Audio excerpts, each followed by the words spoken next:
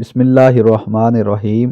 تمام معزز سامعین کو السلام علیکم ورحمۃ اللہ وبرکاتہ۔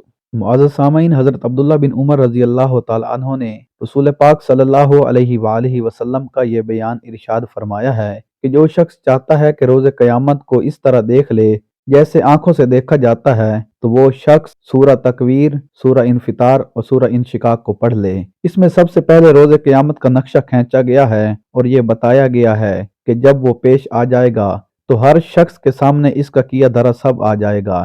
اس کے بعد انسان کو احساس دلایا جائے گا کہ جس رب نے تجھ کو وجود بخشا اور جس کے فضل و کرم سے آج تو سب مخلوقات سے بہتر جسم اور اعضاء لیے پھرتا ہے، اس کے بارے میں یہ دھوکہ تجھے کہاں سے لگ گیا کہ وہ صرف کرم ہی کرنے والا ہے، انصاف کرنے والا نہیں ہے۔ اس کے کرم کے معنی یہ تو نہیں ہے کہ تو اس کے انصاف سے بے خوف ہو جائے۔ پھر انسان کو خبردار کیا گیا ہے کہ تو کسی غلط فہمی میں مبتلا نہ رہے۔ تیرا پورا نامہ اعمال تیار کیا جا رہا ہے اور ہر وقت تیری تمام حرکات و سکنات کو نوٹ کیا جا رہا ہے کہ یقیناً روز جزا برپا ہونے والا ہے، جس میں نیک لوگوں کو جنت کا عیش اور بد لوگوں کو جہنم کا عذاب نصیب ہوگا۔ اس روز کوئی کسی کا کام نہ آ سکے گا۔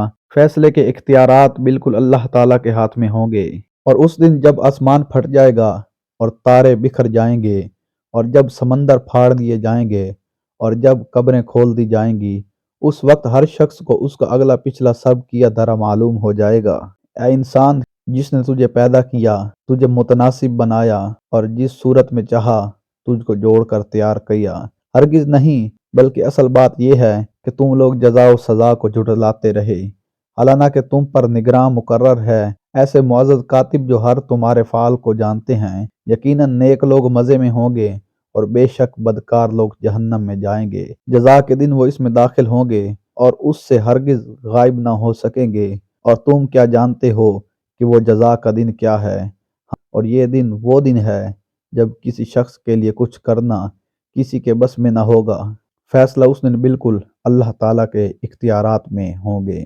معزز سامعین، اللہ رب العزت سے دعا ہے کہ اللہ رب العزت ہمیں نیک اعمال کرنے کی توفیق عطا فرمائے۔